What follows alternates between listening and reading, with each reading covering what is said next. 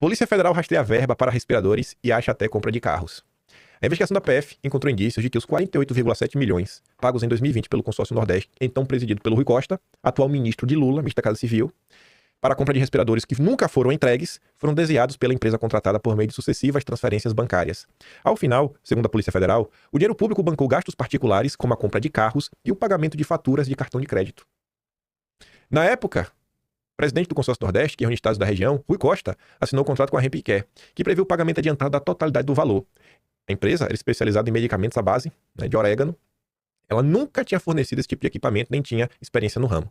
Os respiradores nunca foram entregues e a totalidade do dinheiro até hoje não foi recuperada. Na semana passada, o plenário do TCU decidiu inocentar o então secretário executivo do consórcio, Carlos Garbas, que emitiu os empenhos para o pagamento antecipado.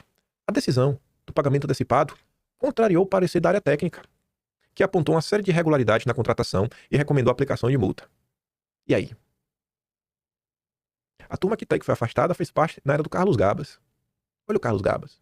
Olha o Garbas. O Garbas tentou ser deputado uma vez, não venceu não. Mas tem uma foto linda abraçado no Lula. Aí a gente tá falando bastante da imprensa hoje, né? Da parcialidade. A imprensa, não sei o que chama de imprensa, né? Esses veículos de publicidade, né? Que se comportam apenas para fazer a propaganda do governo. Vejam só a senhora Raquel Landim confessando, né, que não faz jornalismo. Bela, o que eu acho que mais choca nesses dois casos... Olha a vozinha, né? Aquela voz, não, meu Deus, de sofrido, de quem tá, né, triste por esse escândalo aí dos respiradores. Eu vou até te adiantar. Ela vai falar que a imprensa não investigou na época por culpa de Bolsonaro. Porque o negacionismo de Bolsonaro era prioridade. E não podia gastar tempo com isso. Porque tinha que combater, né, o negacionismo de Bolsonaro. Os recentes que estão agora no noticiário... Tanto o caso do INSS, quanto esse caso dos respiradores, que não é novo, mas que está voltando com mais detalhes graças à investigação do Aguirre e da Natália, é a disfarçatez de roubar do mais pobre, ou daquele que está totalmente desprotegido. Porque no caso do INSS, você está roubando ali R$50, R$60, R$70 do aposentado. Daquele que recebe aquele mínimo para viver depois de ter trabalhado uma vida inteira e que está ali aposentado pelo INSS, recebendo aquele pouquinho para sobreviver. E no caso dos respiradores, era um dinheiro que estava sendo destinado às pessoas que estavam morrendo sem ar na Covid-19. Né? Será que é tão difícil da gente lembrar disso? Eram recursos que estavam sendo destinados a se procurar o mundo inteiro para tentar achar respiradores, equipamentos para trazer para as pessoas que estavam com falta de ar e morrendo sem ar nos hospitais. Então é desse tipo de desvio que nós estamos falando. Daquele que está absolutamente vulnerável. Então é a disfarçatez de conseguir usar esse dinheiro para a corrupção. De conseguir roubar o dinheiro de quem está morrendo sem ar. Né? Você rouba o dinheiro do aposentado e depois você rouba o dinheiro de quem está morrendo sem ar. E aí você puxando o fio da meada. Você vê, né? Ela primeiro mostra toda a indignação dela com os mais pobres, como se cabeça de cogumelo aqui não tivesse feito campanha pro Lula. O que está acontecendo no Brasil, tudo que está acontecendo no Brasil é de responsabilidade desses veículos de propaganda. Esses veículos de propaganda são os grandes responsáveis, porque eles mentem para a população. Eles fizeram a população acreditar que Bolsonaro é pior que Lula é um santo ungido, né, que deve ser canonizado por todos, que tem que dar uma terceira chance para ele. Então esse sofrimento que o Brasil passa hoje é graças a todos esses propagandistas. Mas agora ela vai lá, tentar justificar porque ela faz propaganda pro Lula. Especificamente, depois a gente pode falar mais da história do INSS, porque tem várias questões abordadas ali, mas especificamente do caso dos respiradores, como a Aguirre bem explicou, essa é uma história que não é nova.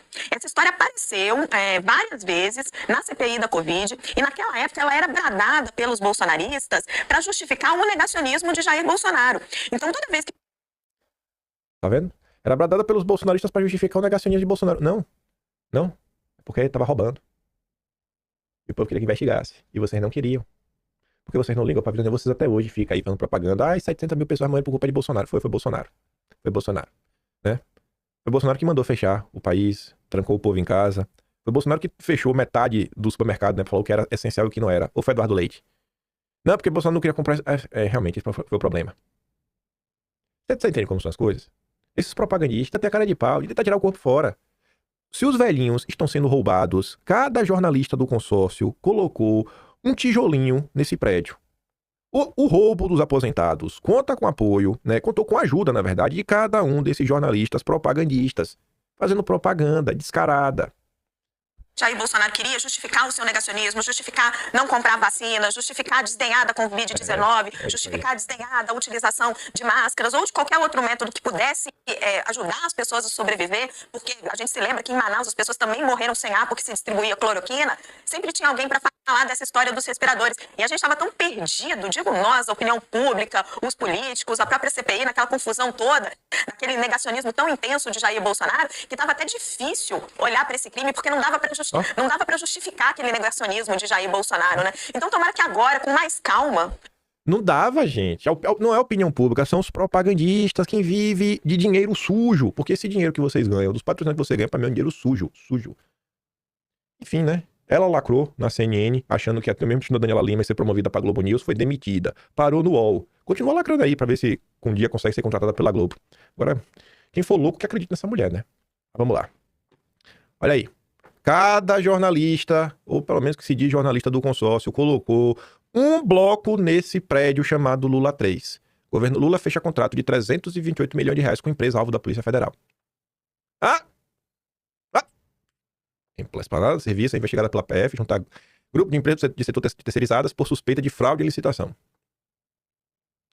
Raquel Landim, eu não sei quantos blocos você colocou, mas você tá aqui. Como uma das mestres de obra, uma das pedreiras. Agora, pedreiro mulher, pedreira é o lugar lá que se extrai as pedras. Você é uma pedreira, né? Então, pedreira é pedreira. É uma pedreira, a Raquel Landim. Cada um de vocês colocou um tijolinho. Candidato a presidente do PT, Edinho Silva, é condenado por improbidade. Lembra que a Globo fez questão de levar o Edinho Silva para fazer campanha para ele na Globo News. Lembra que André Esteves fez o BTG, como é? O BTG, não, o evento do BTG. E Edinho Silva estava lá. Aqui, ó. Esse é o Edinho Silva. A decisão é de março, mas foi divulgada nesta segunda. Ele foi condenado por ato de improbidade administrativa doloso. Doloso é quando o cara tem intenção de cometer a confusão. O gestor violou o artigo 42 da Lei de Responsabilidade Fiscal ao assumir obrigações financeiras nos últimos 8 meses de seu primeiro mandato à frente do município, sem ter lastro financeiro para cumprir. Esse é o PT. Esse é o PT, do consórcio.